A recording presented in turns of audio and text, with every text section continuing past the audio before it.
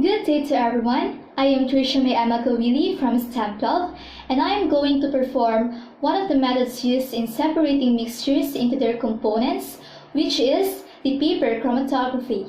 So before we start this experiment, let's define first what is paper chromatography. So paper chromatography is used to separate mixtures of substances into their components.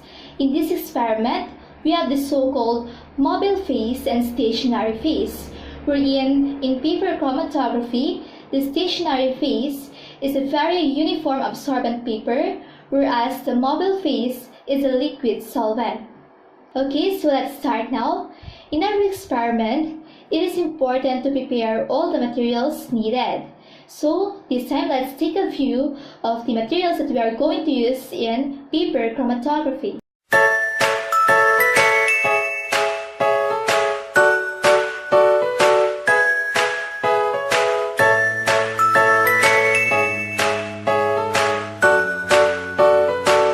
Okay, so let's start now by setting up the materials that we are going to use.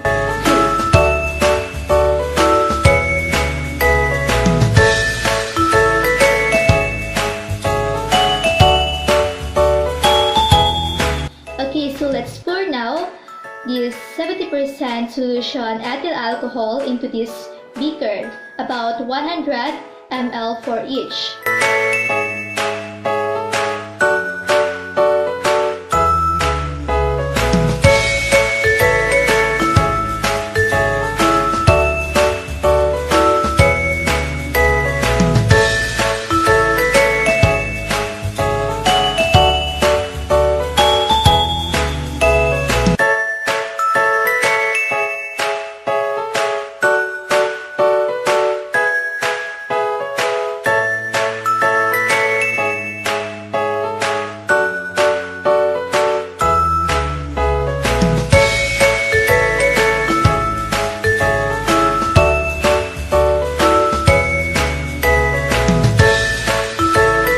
So before we are going to put these strips with samples in these beakers, we have to use first a steering rod to support these strips. So let's do it now.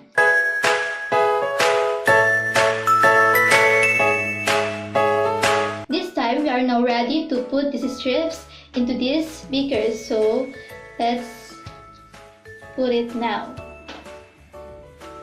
So as we do, we should have to be careful enough.